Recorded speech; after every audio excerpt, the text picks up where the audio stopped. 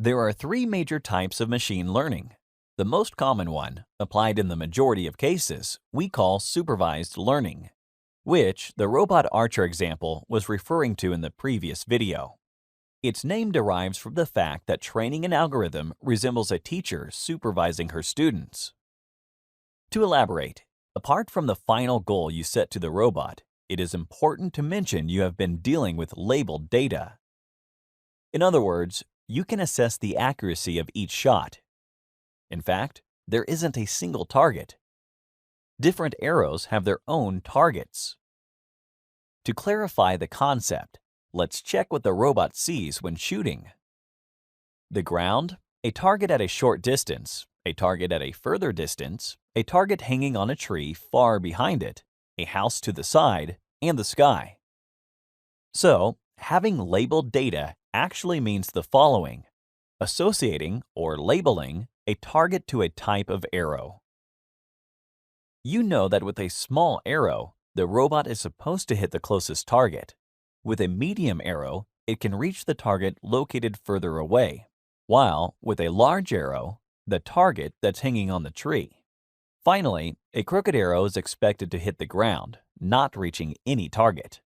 During the training process, the robot will be shooting arrows at the respective targets as well as it can. After training is finished, ideally, the robot will be able to fire the small arrow at the center of the closest target, the middle arrow at the center of the one further away, and so on. To summarize, labeled data means we know the target prior to the shot, and we can associate that shot with a target. This way, we're sure where the arrow should hit. This allows us to measure the inaccuracy of the shot through the objective function and improve the way the robot shoots through the optimization algorithm, something we explained in the previous video in more detail. So, what we supervise is the training itself. If a shot is far off from its target, we correct the posture. Otherwise, we don't. Great.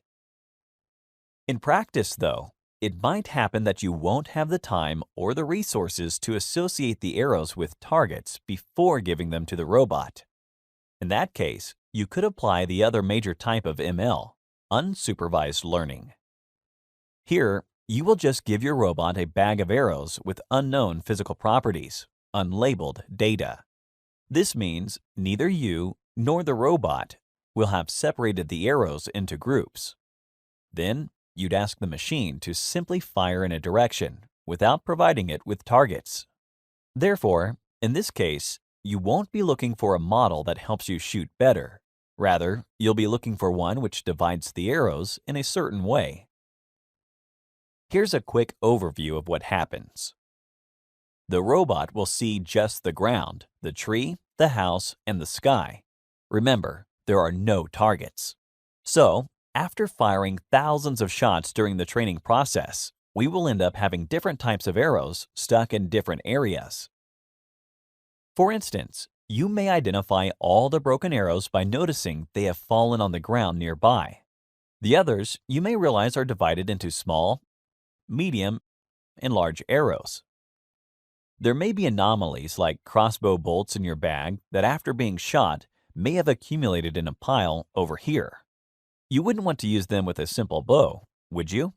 At the end of the training, the robot will have fired so many times that it could discover answers that may surprise you. The machine may have managed to split the arrows not into 4, but into 5 size categories due to discovering the crossbow bolt. Or it may have identified that some arrows are going to break soon by placing them in the broken arrow pile. It is worth mentioning that supervised learning can deal with such problems too, and it does very often. However, if you have 1 million arrows, you don't really have the time to assign targets to all of them, do you? To save time and resources, you should apply unsupervised learning. Another important thing to add is that in practice, unsupervised and supervised learning may be applied hand in hand, taking advantage of the different questions they are supposed to answer. In our example, you might first give a bag with many arrows of unclear arrow types to the robot and just let it shoot until it splits your data into 5 categories. or more precisely, 5 clusters.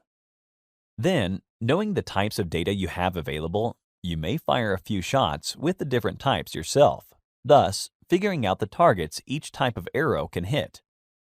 Finally, you can give the already clustered dataset to the robot, providing it with targets and letting it shoot until you obtain a more precise model for using the bow. That would be supervised learning. Great! The third major type of machine learning is called reinforcement learning. This time, we introduce a reward system. Every time the robot fires an arrow better than before, it will receive an award, say a chocolate. It will receive nothing if it fires worse. So, instead of minimizing an error, we are maximizing a reward, or in other words, maximizing the objective function. If you put yourselves in the shoes of the machine, you'll be reasoning in the following way. I fire an arrow and receive a reward. I'll try to figure out what I did correctly, so I get more chocolate with the next shot.